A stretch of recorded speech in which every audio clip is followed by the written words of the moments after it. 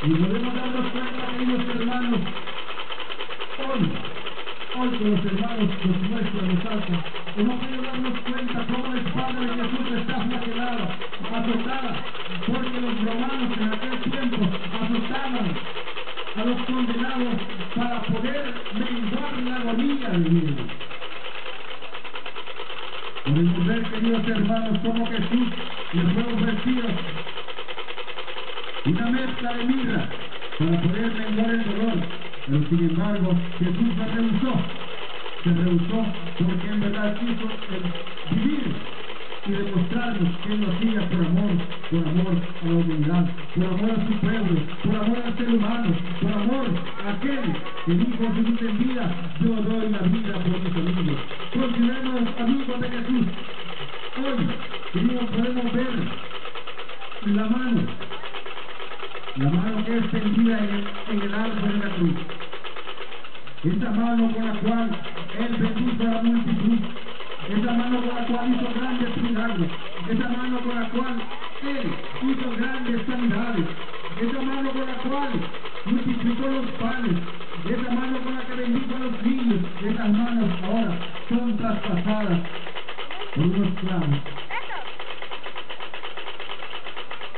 Grandes obras, grandes milagros, grandes prodigios aquí de Jesús.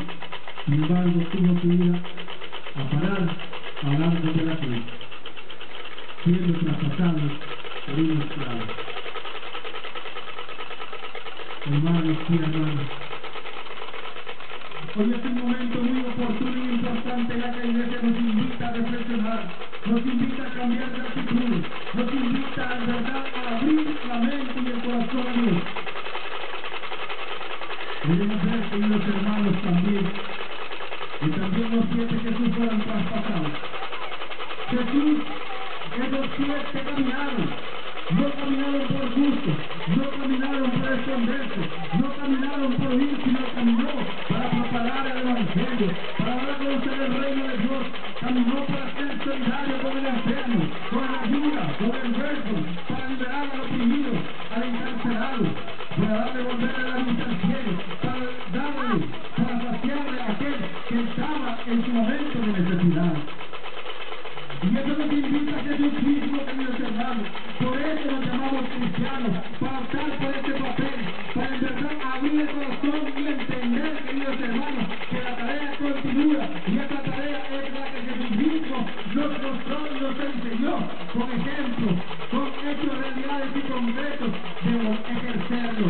Hoy la iglesia estamos llamados, queridos hermanos, la iglesia nos invita, la iglesia nos está motivando a que en verdad seamos personalidades, que seamos personas, hombres y mujeres valientes, que en verdad seamos capaces de divulgar el evangelio, que caminemos no por gusto, sino para anunciar a Cristo Jesús.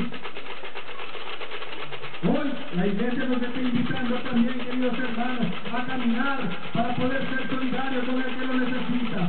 ¿Cuántos hermanos nuestros no están aquí presentes porque no pueden caminar, porque están postrados en una cama?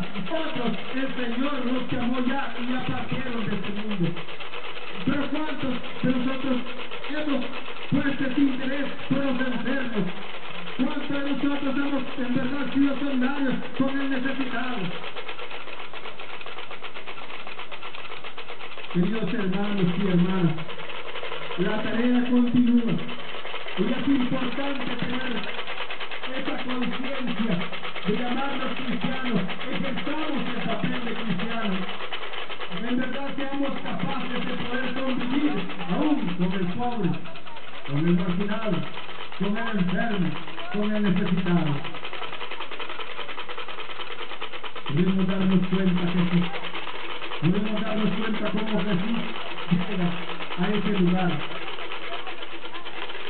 Y quiero decirles, queridos hermanos, que el Rey de Reyes, el Señor de Señores, fue crucificado en medio de 2 malhechores. Porque también a Él lo vieron de esta manera, como el malhechor. No te sorprendas, querida hermana, no te sorprendas, hermano, cuando tú estás haciendo el bien, cuando en verdad te entregues a la iglesia y en verdad hagas reino, también te van a criticar, también te van a señalar. pero que no te interese. Lo importante es que estás ejerciendo la labor que Jesucristo nos ha encomendado.